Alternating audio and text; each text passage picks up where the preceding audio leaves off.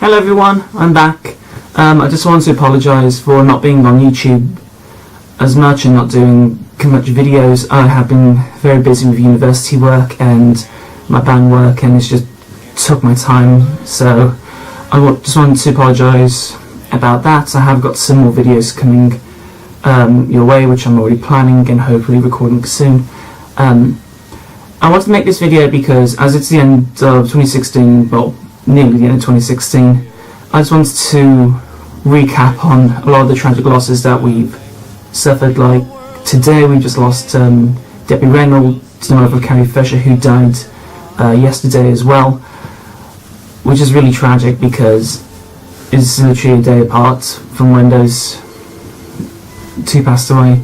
Basically we lost a lot of great celebrities and musicians. It's been a very shitty year, so I just wanted to personally recap on this year's tragic losses with my saddest deaths of 2016.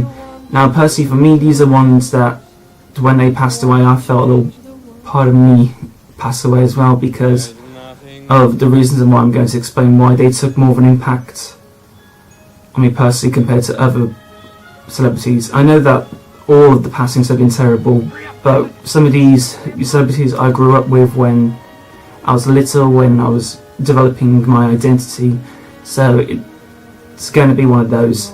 So hopefully, well, let's get started.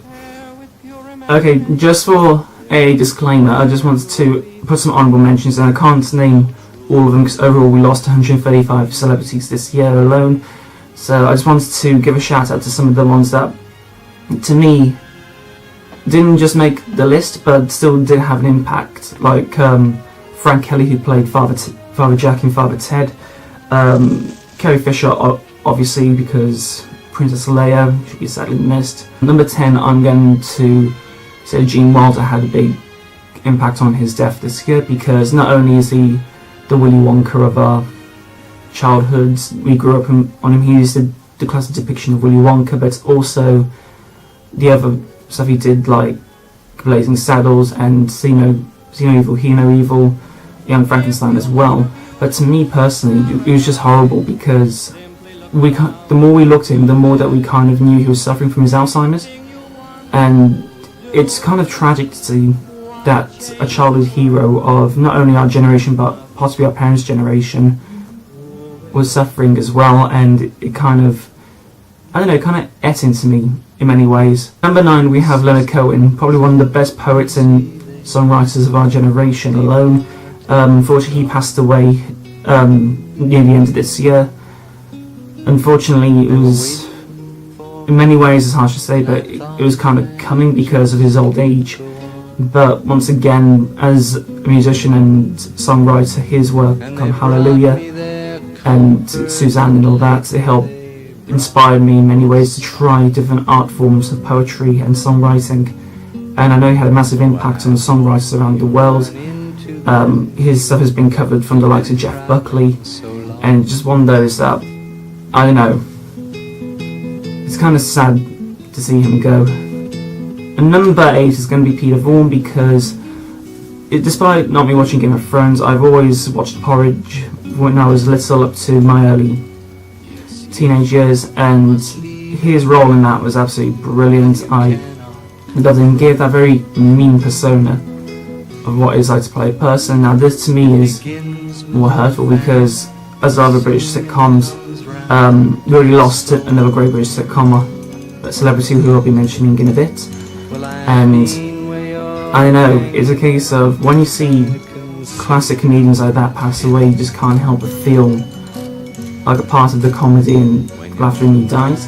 As I mentioned, I know he starred in Game of Thrones for a bit, and I have seen his character in that. It is very good compared to, I'm not a massive Game of Thrones fan myself, but overall it's still a magic loss to the acting world.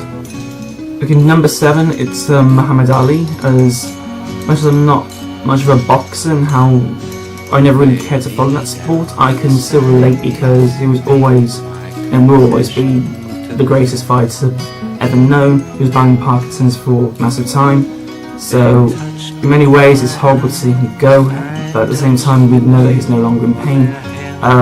He lived a very adventurous life. I always found when I was little, for his attitude to be very cocky, that's why I didn't really follow him, but as I grew older, I kind of understood that persona of him, that he wanted to be the best, and I've always respected him for that. Next we have the great Alan Rickman, and unfortunately this one was heartbreaking to me, because not only was he one of the most beloved actors that I ever looked up to, but it was a case of, to me, not only was it just a Harry Potter franchise that kind of disintegrated a little bit, but it was his whole discography of work. I remember watching him in The Robin Hood Prince of Thieves film, I was the Sheriff of Nottingham. I remember, yes, obviously Snape, but also his work in Love Actually, and especially as the Caterpillar in Alice in Wonderland in the latest Tim Burton films, and Sweeney Todd. I don't know, that was just really unexpected. He was one of those beloved British actors that you didn't really expect him to pass away. It was just really out of the blue. And it is really heartbreaking, especially when it was so early into January. It's going to be George Michael. Unfortunately, we did lose him on Christmas this year. It was very unexpected. But I think it's a very big tragic, because he was one of the best British selling solo artists of all time, especially when he started off in Wham in the 80s, and then obviously when he got his solo stuff like Careless Whisper and Faith, he kind of cemented himself as an icon. I remember falling in love with him when I watched the Freddie Mercury tribute concert in 1992 and he covered Somebody to Love, and my mind was blown away. Unfortunately, I still can't believe the fact he passed away once again. I was extremely random, extremely out of the blue, and I think loads of people are still trying to recover from it. Ronnie Corbett. As I mentioned before, I was going to mention another comedy icon, and this is the one. Fortunately, he passed away in March of 2016.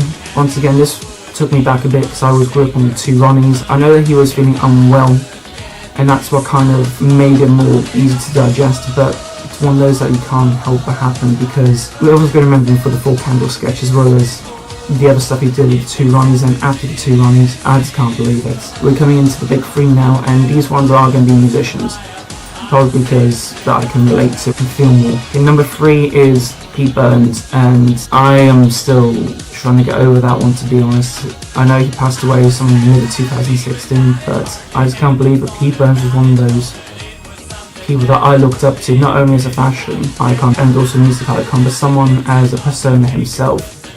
He always had this type of androgynous, sassy persona, very bitchy at many times, especially when you end up seeing his stuff in the Big Brother series of him.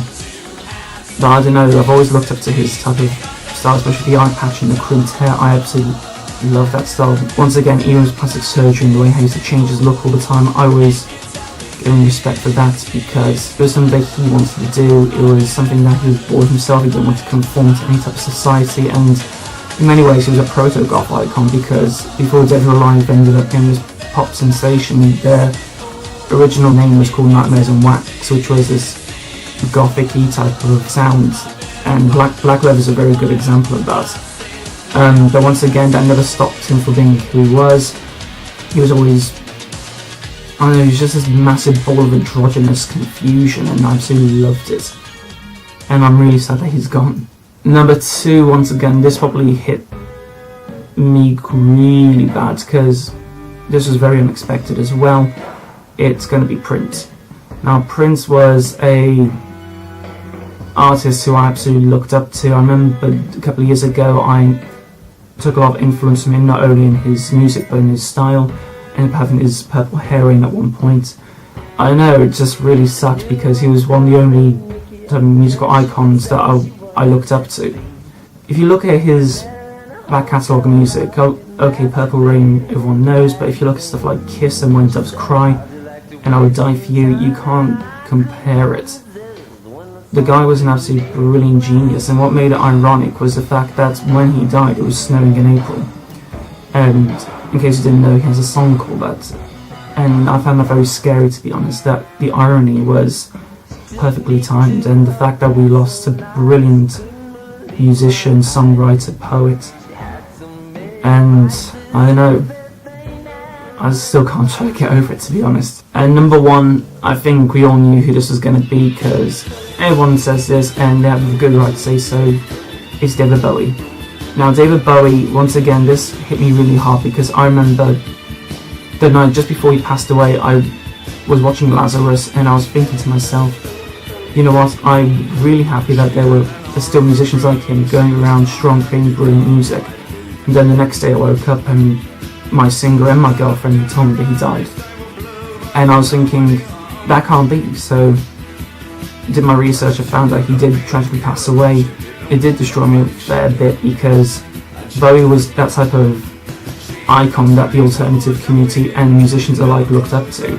He was the one that started the androgynous feel. It was okay to wear makeup, it was okay to gender bend in society. His music was out there at the time, and from his personas and all of his back catalogues, you just can't compare me. You cannot say there's not been one bad Bowie song or bad Bowie moment. He was inescapable in British culture, and I don't know, it was just heartbreaking to me because I loved his music.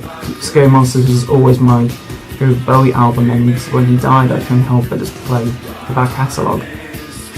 And once again, it's nearly a year before he died and I'm trying to get over this. That's my top 10 list of the saddest deaths person to me for 2016. I hope you enjoyed this. If you feel differently or want to comment on artists or celebrities that you felt hit you the most, feel free to drop a link down in the description. Happy 2017.